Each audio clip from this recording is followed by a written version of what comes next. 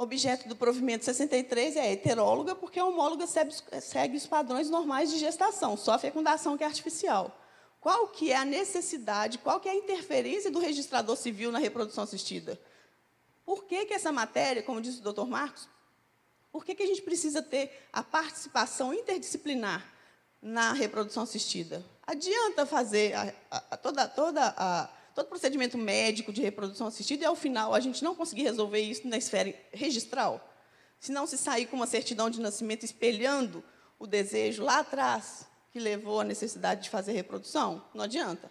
Não é? Então, precisa ter aí o entendimento, né, uma interdisciplinariedade mesmo entre a esfera médica, judicial, cartórios, para que isso seja realmente efetivo. Tá? E qual que é a participação, então, do cartório, dos registradores civis, no atendimento a essa necessidade social aqui? Seria espelhar a realidade da paternidade. A realidade tem que ser genética? Nós já vimos que não, isso é no passado. Hoje em dia, os pais registrais não necessariamente são os pais genitores, não é isso? Então, a nossa participação está na importância de estabelecer a paternidade nos moldes do que levou à necessidade da reprodução assistida. Tá? É um casal homoafetivo? Como que nós vamos resolver isso na esfera registral? É um direito material deles, de terem um filho, de formarem uma família, mas isso, como tudo no direito de família, tem que ser externalizado no registro civil de pessoas naturais, não tem? Porque adianta alguma coisa o juiz lá da vara de família falar, está estabelecido esse direito aqui, se ele não ficar registrado lá conosco, não adianta. Nós externalizamos, colocamos em prática, efetivamos todas as decisões dos juízes de família. Tudo que eles falam lá, se a gente não colocar efetivamente no papel, não vai surtir efeitos jurídicos, a menos que ele determine. Não é? Então, se ele decretou um divórcio, se a gente não colocar lá no registro de casamento, esse divórcio não vai surtir efeito. Não é? Então, da mesma maneira que a reprodução assistida. Tá? Precisa estar lá no nosso documento, a paternidade precisa ser estabelecida no registro, senão não vai ter efetividade. E aí, tá. Por que é só importante a heteróloga? Porque a homóloga, como eu disse, né, eles vão precisar da clínica só para fazer a fecundação. A mãe engravidou, aí são as vias normais. Ela vai para o hospital, vai ter o filho, ela é parturiente, a DNV vai sair né, com o nome dela, os dados dela. O pai vai junto com ela declarar, ou certidão de casamento, enfim, aí é a nossa prática do dia a dia. Ok? Então, a homóloga não traz nenhum impacto para a gente. A heteróloga, sim. Por que a heteróloga, sim? Por que nós precisamos fazer no registro a heteróloga? Puxa vida, mas qual que é a diferença, então? Se a mãe recebeu um gameta de outra mãe, né, de doadores anônimos, como que nós, registradores, vamos saber se ela foi a parturiente da mesma maneira? Biologicamente, o filho não é dela. Por que nós temos? Qual é o impacto que isso traz aqui? Qual que é a diferença? Porque, gente, no dia do registro, não. Mas amanhã está escrito lá que é mãe e pai, né? E até então entende-se que são genitores, porque se declararam no momento de registro como tais. E aí vem um pai interessado, porque essa criança, quando adulto, ficou muito rica, e aí o pai interessado no patrimônio dessa criança, não, faz o DNA para você ver se eu não sou pai biológico dela. E Então, se a gente tiver um documento de que, olha, pode até ter sido pai biológico mesmo, mas nessa filiação aqui, pai biológico não interessa. Nessa filiação existe um contrato, existe um acordo de que os pais são esses que contrataram a reprodução assistida. Então, você é pai biológico, você é genitor. Pai é aquele que contratou. Tá? Então, por isso é que a reprodução heteróloga precisa da gente. Porque a gente tem que documentar a origem dessa filiação para que, mais tarde, não distorça. Né? Por quê? Porque a paternidade e a maternidade biológicos são objetivos, é muito fácil provar. Basta um teste de DNA. Não é? Agora, necessariamente vai ser a realidade? Não. Porque paternidade hoje não é mais meramente um vínculo biológico. É muito mais do que isso. Né? E a gestação por substituição, barriga de aluguel? Ficou ali embaixo, quase esqueci dela. Barriga de aluguel. Gera algum impacto para a gente? independente se for homólogo ou se for heterólogo? Olha, eu vou ser mãe, eu tenho óvulo, mas meu útero não comporta uma gestação. Então, eu não posso ter uma gravidez, mas o meu óvulo pode formar um embrião e etc. e tal. Então, o meu óvulo vai formar um embrião, mas eu vou precisar de um útero de aluguel para poder gerar o meu filho. Quem que é a mãe? Eu estou contratando, e ainda sou genitora. Eu estou contratando uma barriga de aluguel, não é isso? Qual o impacto que isso traz para nós? Esse é o maior impacto para nós, né? O mais visível. Quem vai sair na DNV? A barriga de aluguel. Ela é a mãe? De jeito nenhum. Em nenhuma das hipóteses. Não foi ela que contratou o processo, não foi ela não é genitora, ou seja, ela não é a mãe. Então, não pode, de forma alguma, né, colocá-la como mãe, mas, para isso, a gente tem que documentar. Sem os documentos que esse provimento trouxe como obrigatórios para poder constatar esse tipo de realidade, a gente não pode fazer o registro, porque ele não vai espelhar a realidade. Vamos começar, então, a leitura artigo por artigo? Eu sei que é muito chato isso de ler tudo, gente, mas, olha, a opção que eu fiz por ler para vocês artigo por artigo é que eu sei que tem palavrinhas ali no meio que estão gerando muitas dúvidas. Tá? Então, por mais que seja chata a leitura, eu acho que aqui vale a pena. E como o doutor Jaime abriu para a gente a possibilidade de prolongar, eu acho que ler o provimento todo hoje aqui vai ser um grande diferencial. Tá? O assento de nascimento de filho havido por técnicas de reprodução assistida será inscrito no livro A, independentemente de prévia autorização judicial e observada a legislação em vigor no que for pertinente, mediante comparecimento de ambos os pais, munidos de documentação exigida por esse provimento. Gente, a única coisa aqui que a gente não falou até agora é em relação ao comparecimento de ambos os pais. Aqui é a regra geral.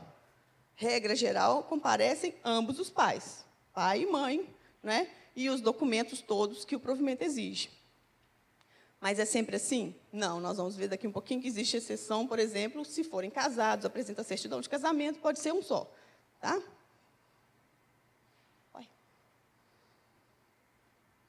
Se os pais forem casados ou conviverem em união estável, poderá somente um deles comparecer ao ato de registro, desde que apresente a documentação referida no artigo 17.3 desse provimento, a primeira exceção. Então, se eu estou falando de uma família, se eu estou falando de uma entidade familiar, e se eu provar a existência dessa entidade familiar, não precisa do comparecimento dos dois. Um pode falar pelo outro. Não é isso? No caso de filhos de casais homoafetivos, o assento de nascimento deverá ser adequado para que constem os nomes dos ascendentes, sem referência à distinção quanto à ascendência paterna ou materna. Gente, aqui está todo mundo dizendo que isso é uma novidade, que as certidões agora não vão ter nenhum preconceito, não vai ter nenhuma discriminação. Na verdade, isso foi muito uma falha nossa, porque desde 2009 que isso é obrigatório. Desde 2009, o campo de filiação já chama campo filiação. O campo de avós não chama mais avó paterna e avó materna, não. São só avós. Não traz nem diferença de gêneros, avós e avós, né? E nem diferença de paternidade e maternidade. Nós, que eu digo, é porque grande parte dos registradores não cumpriu isso e continuou colocando pai, mãe, avós paternos, avós maternos dentro do campo. Então, isso aqui foi uma forma do CNJ falar, olha, não pode, expressamente. Não é que você vai seguir só o modelo e pensar que o modelo está errado, não, o modelo está certo, e pôs expressamente aqui, é proibido. Então, qual que é o objetivo desses campos estarem com esses títulos que eles têm? Evitar discriminação. Né? E isso fica muito claro quando a gente vê, quando a gente for passar aqui para a multiparentalidade. Imagina, se eu for escrever duas mães, dois pais, quem é avô paterno, avô materno, às vezes tem uma avó só, às vezes tem dois avós homens, porque era um casal de homens, vai virar uma loucura, né? E para que discriminar? Vai fazer alguma diferença? É tudo pai, é tudo mãe, é tudo ascendente, porque avô é avó, né? A relação avó ainda não vai mudar, porque é do lado paterno ou materno. E aí os exemplos para a gente ver o impacto que a gente acabou de comentar. Espermatozoide do pai ou do doador anônimo, não vai importar, sendo de um ou do outro. O óvulo da mãe ou da doadora anônima. Mas, se a barriga for de aluguel, aí, nesse caso, a parturiente, ela é o nome que vem na DNV, então, aí vai ser o nome se não for feita nenhuma prova, vai ser o nome da parturiente que vai aparecer como mãe. Nessas situações aqui. Toda vez que eu tiver, independente se o pai é genitor ou não, se a mãe é genitora ou não, se foi barriga de aluguel, se não se comprovar a reprodução assistida, ela vai ser tida como mãe, porque é ela que é a parturiente, ela que foi identificada como mãe da DNV. Mas, e nesse caso aqui, quem que é mãe mesmo? É a paciente que contratou o serviço. Da mesma forma, o pai. Nesse caso, os pais contratantes serão os pais registrais. Então, eles são pais contratantes, ou seja, só isso já determina que eles são pais, e, por isso, eles vão ser pais registrais, eles vão ser mencionados no registro como pais. Tá? São genitores? Não necessariamente. Pode até ser por doador anônimo. Tá? Mas existe a possibilidade, inclusive, de serem genitores. Ok? E aqui, espermatozoide do pai ou doador anônimo, óvulo da mãe ou doador anônimo, mas a gestação foi na própria mãe. Tá? Nesse caso, a parturiente vai ser a mãe contratante e ela vai se retratar como mãe e como pai, como eu disse para vocês. Se for homóloga, não tem problema nenhum para nós, a gente não precisa nem documentar, vai estar ok. Mas se for heteróloga, sim, para poder evitar que seja questionada a paternidade biológica e a veracidade da paternidade que não é biológica, mas que é a paternidade, porque foi contratada previamente, né, pela reprodução assistida. Aí o artigo 17. Será indispensável para fins de registro e de emissão da certidão de nascimento a apresentação dos seguintes documentos. Gente, olha para vocês verem o perigo disso aqui. A gente tem que apresentar esses documentos para conseguir estabelecer a filiação dos filhos havidos por reprodução assistida. Declaração de nascido vivo, ótimo, né? Com o cuidado de que nem sempre a parturiente vai figurar como mãe. Declaração confirma reconhecida do diretor técnico da clínica, centro ou serviço de reprodução humana em que foi realizada a reprodução assistida, indicando que a criança foi gerada por reprodução assistida heteróloga, assim como o nome dos beneficiários. Tá? Essa declaração aqui é que antes, pelo provimento 52, ela tinha que identificar detalhadamente quem era o doador anônimo. O doador anônimo tinha que ter nome, né? Certidão de casamento, até aí tudo bem. Certidão de casamento, e quem compareceu foi a mãe, aí a gente pensa, puxa vida, aí é presunção de paternidade, tranquilo, né? Certidão de conversão de união estável em casamento também, não faz a menor diferença, é uma certidão de casamento. Mas escritura pública de união estável, ou sentença em que foi reconhecida a união estável do casal, temos dois problemas. Primeiro, que essa prerrogativa de afirmar quem é pai e quem é mãe pelo outro, ou seja, a presunção de paternidade estabelecida pelo Código Civil, ela é prerrogativa do casamento. Ela não se estende à união estável. Ou seja, nós, até essa regra, nós não poderíamos fazer isso, né? A gente teria problema disciplinar, se não tiver problemas sérios, né, de responsabilidade. Agora, no provimento do CNJ, ter um documento falando que uma escritura pública ou até mesmo um reconhecimento judicial de união estável é prova de união estável, aí é perigoso. Não fala nem quanto tempo tem que ter esses documentos. Eu não posso sair lá do juiz com uma sentença de reconhecimento de união estável na mão, brigar com o meu companheiro e ali não tem mais união estável. E o que vai provar que tem ou não tem? Nada. União estável é fato. Não existe mais a união estável. E eu estou afirmando que existe, o que o filho é seu. E eu posso fazer isso porque o CNJ falou que eu posso. Temos que ter muito cuidado com isso. No requerimento, a gente tem que colocar lá a declaração de claro que a união estável documentada, ela é atual, ainda existe, para você transferir a responsabilidade para quem está falando. Mesmo a gente tendo isso aqui.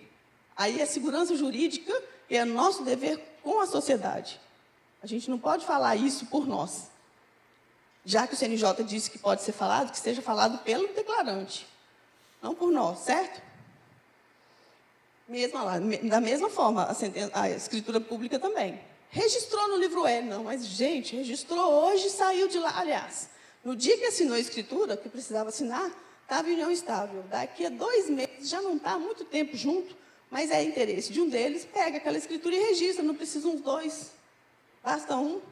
Nem existe mais, aí vai fazer vai fazer prova dessa união que não existe mais com esses documentos? Esse é o grande benefício que nós temos.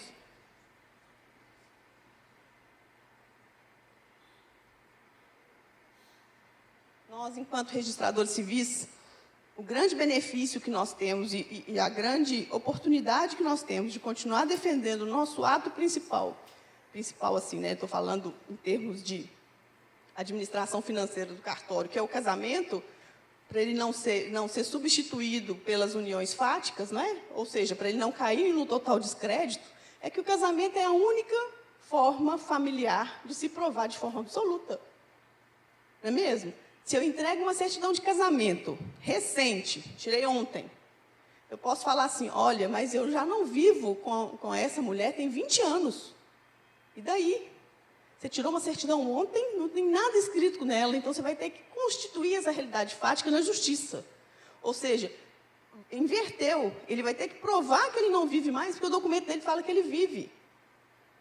Entendeu? E a união estável é o contrário. Se ele falar que vive, não tem poder falar, tem que provar.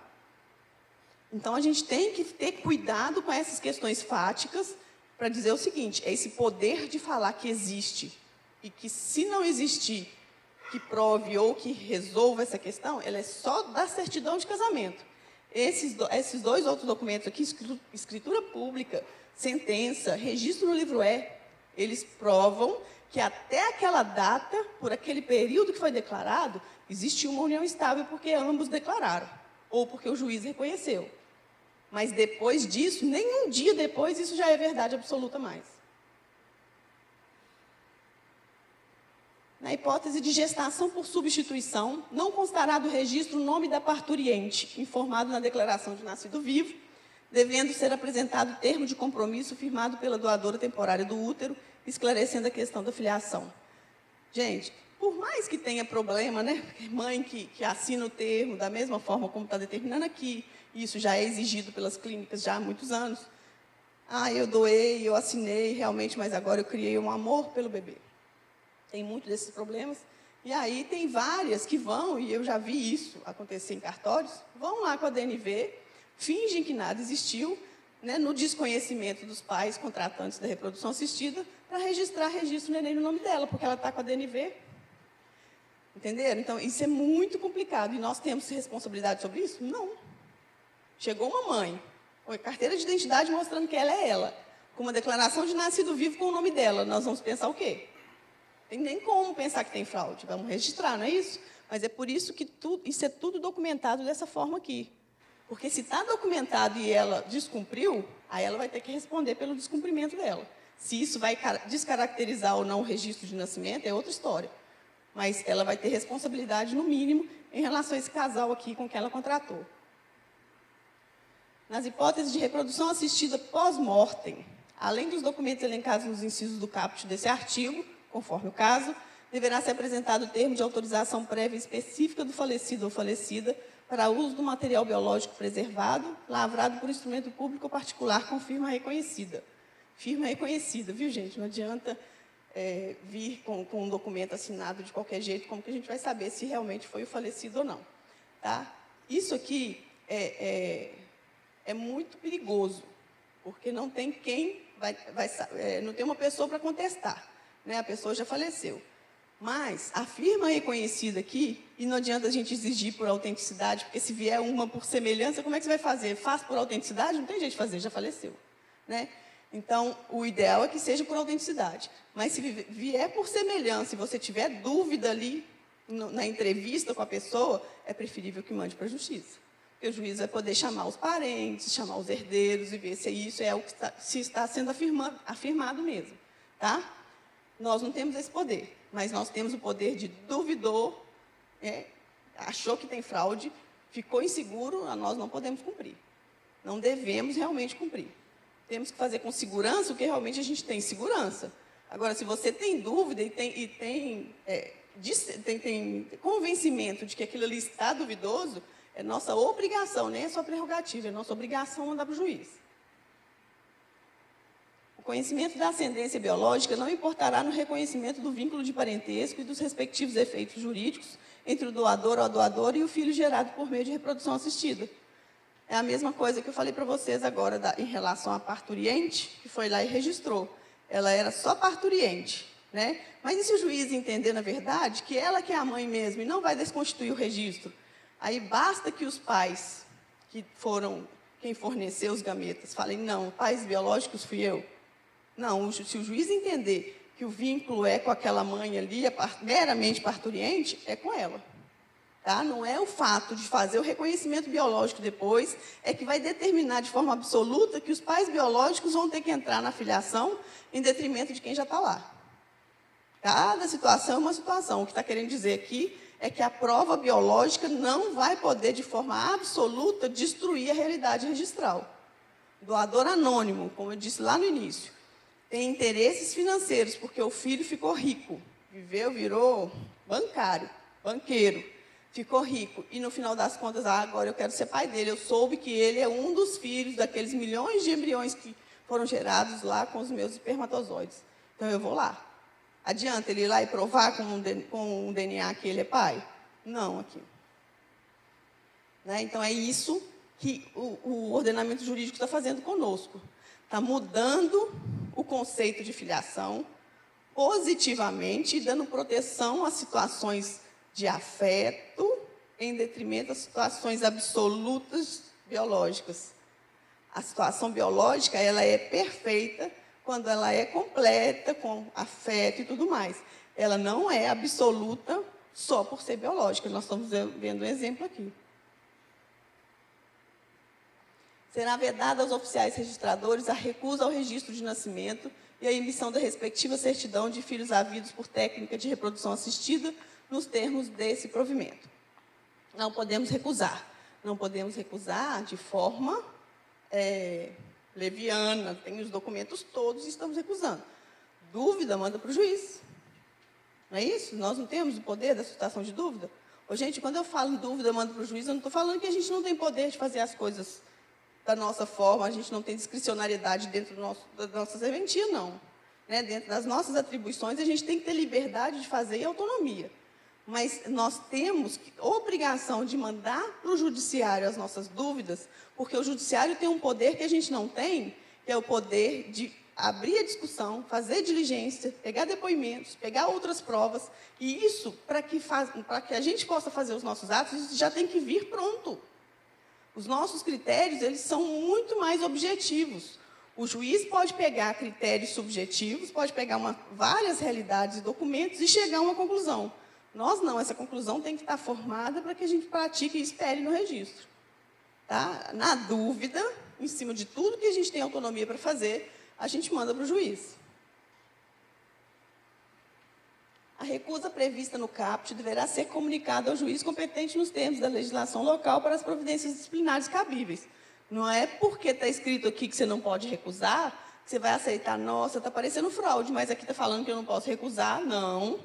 Aqui está dizendo que você não pode recusar porque você entende que isso não é paternidade, porque você acha que esse documento não faz prova. Recusar e mandar embora, não faço isso porque aqui não pode ser assim? De jeito nenhum. Mas recusar, fazer administrativamente, porque exige maior indagação a respeito da realidade daquilo ali, podemos recusar. E qual que é a forma de recusar isso? Mandar a dúvida para o juiz. Ou então pegar da parte escrito que ela não quer que suscite a dúvida. Não é? Porque a suscitação de dúvida não é uma prerrogativa do usuário. Não é isso? Abrindo a possibilidade de suscitar a dúvida, se ele falar assim, eu não quero, pega por escrito que ele não quer que suscite a dúvida, que aí você não vai estar recusando. Você está dizendo que você não pode praticar esse ato e está falando por quê.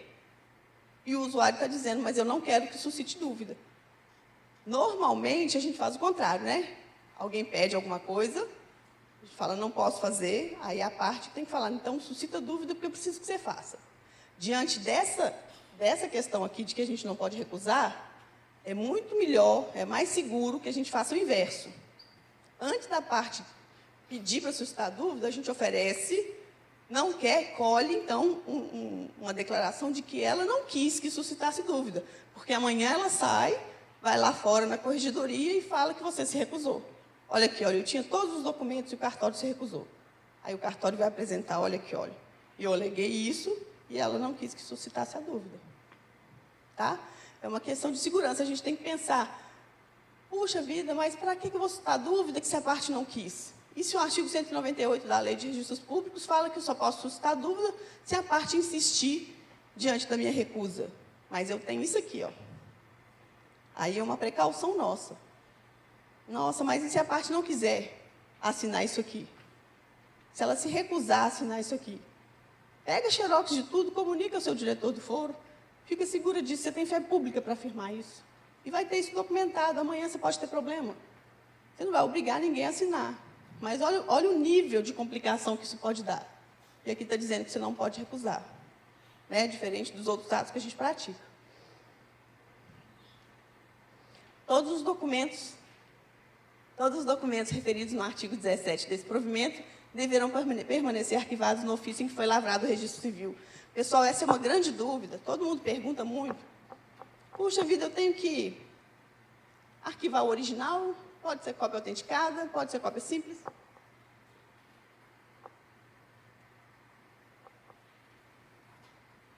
Toda vez, aí é uma forma como eu atuo, sabe, que me dá mais segurança. E eu sempre recomendo. Toda vez que está dizendo que tem que arquivar o documento, eu exijo original. Se não querem original, cópia autenticada. Agora, por exemplo, a resolução 155 do CNJ, que fala das transcrições, ela fala expressamente que nós podemos colher cópia e arquivar a cópia. Ótimo, então aí eu tenho o cuidado de eu mesma copiar. Eu pego o documento original, eu copio e guardo a cópia que eu copiei. Por que isso? Porque aí eu garanto, chegou com uma cópia pronta. Não. Eu não vou conferir letra a letra daquele documento ali, é impossível. Como que eu vou dar segurança e afirmar que aquele documento é cópia de um original que me foi mostrado? Eu não. Isso que faça o tabelião de notas lá, não é? Eu não, eu prefiro xerocar. E o tabelião de notas para fazer, muitas vezes, exige ele mesmo xerocar, não é isso? Tem vários colegas que para autenticar o documento, só autentica se ele próprio tirar a cópia. Não autentica a cópia que chegar de fora. Minas Gerais tem muito isso, viu? Então, Jaime, não, a sua cópia eu não autentico, não, só autentico se eu tirar.